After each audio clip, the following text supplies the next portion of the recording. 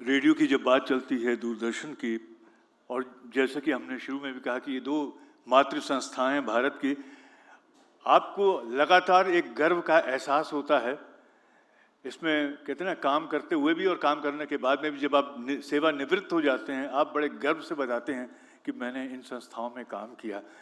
और सरकारी जो कर्मचारी होते हैं वो बड़े बदनाम होते हैं कि साहब ये 7 घंटे 20 मिनट की ड्यूटी भी ठीक से नहीं करते।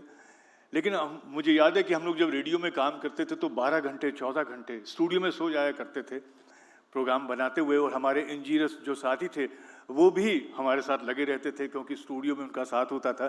तो इस तरह से हम सब ने ये प्रोग्राम बनाया। और मुझे याद है कि विभाजन के समय भारत से जब ज़ेड बुखारी साहब गए यहाँ से, तो वो पाकिस्तान चले गए, तो उन्होंने कहा कि मुझे बड़ा अफसोस है कि मैं 2 चीज़ें अपने साथ नहीं ले जा पा रहा। एक तो इसकी सिग्नेचर ट्यून आकाशवाणी की, और ये खूबसूरत नाम AIR। हमारे साथ हैं आदि के प्रेसिडेंट, ठीक, अभी मुझे आदेश हुआ है, हमारे बीच में उपस्थित हैं प्रसार भारती के मुख्य कार्यपालन अधिकारी श्री मयंक अग्रवाल जी। अपने व्यस्ततम समय में से हमारे लिए समय निकाल करके आए हैं आशीर्वाद देने के लिए। मैं उन्हें सादर आमंत्रित करता हूं उनके आशीर्वचनों के लिए वो आएं और हमें अपने उद्बोधन से अनुग्रहित करें।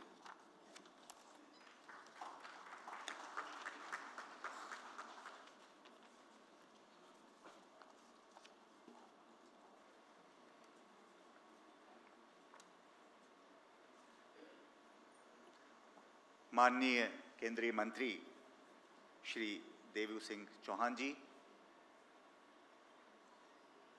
आदि के पदाधिकारी श्री पुलक रे जी, अनिल कुमार जी,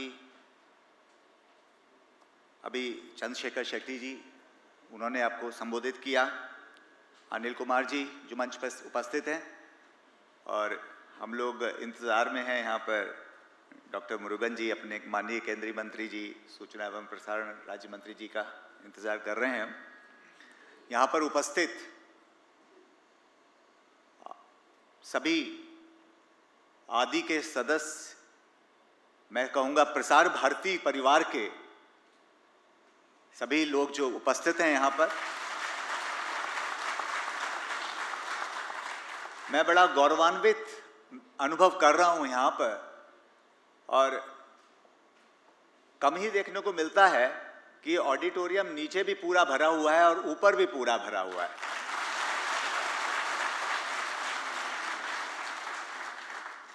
यह एक संदेश देता है कि हम सब साथ हैं और हम सब अच्छे कार्यों के लिए साथ हैं।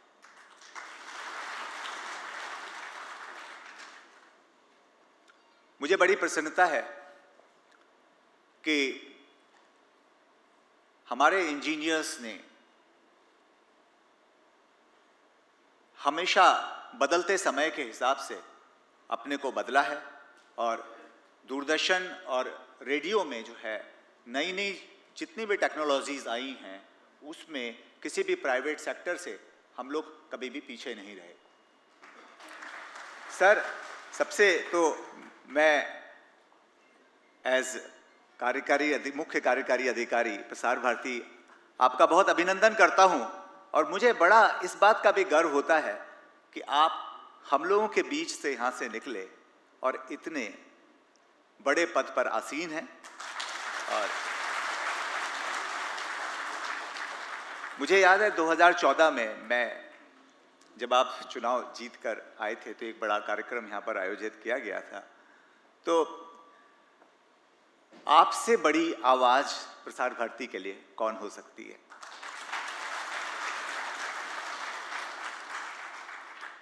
मैंने सन 1989 में 1989 में सर्विस ज्वाइन की। तब से एक लंबा सफ़र जो है, कुछ टाइम बाहर रहा, कुछ टाइम जो है, लेकिन करीब 17-18 साल उसमें से मैंने जो है वो प्रसार भारती में व्यतीत किए। और हम जो है देश की आवाज़ हैं। हम जहाँ जहाँ पहुँचते हैं वहाँ कोई दूसरा नहीं पहुँच पाता है। बहुत बहुत तुलनाएं होती हैं हमारी प्राइवेट चैनल से लेकर, लेकिन जब जनता के समक्ष जाते हैं और विश्वसनीयता की बात आती है तो हमें हमेशा नंबर 1 पे रखा जाता है। हम लोग टीआरपी की रेस में नहीं हैं, हम जो है राष्ट्र की रेस में हैं। हमें राष्ट्र को आगे ले जाना है। आपसे मैं शेयर करना चाहूंगा कि रॉयटर्स जैसी संस्था ने पिछले 2 साल में 3 या 4 सर्वे किए हैं, जिसमें कि आकाशवाणी और दूरदर्शन समाचार जो है वो राष्ट्र में सारे दूसरे चैनलों की तुलना में विश्वसनीयता में सबसे ऊपर रहे हैं। तो यह बताता है कि हमारी कार्यशैली, निष्पक्षता और हम लोग जो हैं कितना समर्पित हैं। विशेषकर यहाँ पर क्योंकि association of Akashvani and Doordarshan engineering employees के लोग हैं यहाँ पर। पिछले जब ये कार्यक्रम का आज का निर्णय हुआ, इनका डेट का, तो कई बार ये लोग मेरे से मिलने आए और बड़ा अच्छा लगता था आपसे मिलकर, क्योंकि उसमें एकजुटता भी दिखती थी और एकजुटता इनका भाव भी मुझे जो था जब मैं इनसे मिलता था तो उसमें एक भाव भी नज़र आता था कि हमको जो है कुछ आगे करना है। और इधर पिछले 3-4 महीने में जो बहुत कुछ हुआ है सर यहाँ पर, और हमें लग रहा है कि जो दूरदर्शन थोड़ा नीचे गया था वो फिर से आगे बढ़ेगा। स्वराज जैसा कार्यक्रम लॉन्च हुआ और हम सब जो है बहुत गौरवान्वित अनुभव कर रहे हैं कि हमने इसी ऑडिटोरियम में माननीय गृह मंत्री को आमंत्रित किया, वो यहाँ पर आए। हमने हमारा जो था स्वराज सीरियल माननीय प्रधानमंत्री जी ने देखा, सारे काउंसिल ऑफ मिनिस्टर्स ने देखा है। उसकी जो है राष्ट्रीय स्तर पर सराहना की गई और मुझे उम्मीद है कि यह जो एक यात्रा पुनः प्रारंभ हुई है, यह यात्रा आगे बढ़ती जाएगी और ऊंचाइयों तक जो है दूरदर्शन और आकाशवाणी फिर पहुंचेगा और हम ये यात्रा कभी जो है समाप्त नहीं होगी। हम लोगों की कुछ समस्याएं हैं यहाँ पर, लोग मेरे से मिलते रहते हैं और वो समस्याएं जो है वो पहले तो मैं ये कहूँगा उन समस्याओं के बावजूद भी लोगों के प्रमोशंस नहीं हुए हैं, लोगों के दूसरे और इश्यूज हैं, कैडर्स को लेके इश्यूज हैं। लेकिन जब कार्य की बात आती है तो इतने सालों तक इन समस्याओं के बावजूद भी हमारे लोगों का उत्साह मैंने कभी कम नहीं देखा।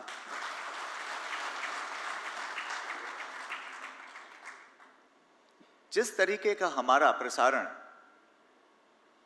स्वतंत्रता दिवस पर होता है, गणतंत्र दिवस पर होता है, या हमारे इंजीनियर्स जो ओबीज ऑर्गेनाइज करते हैं,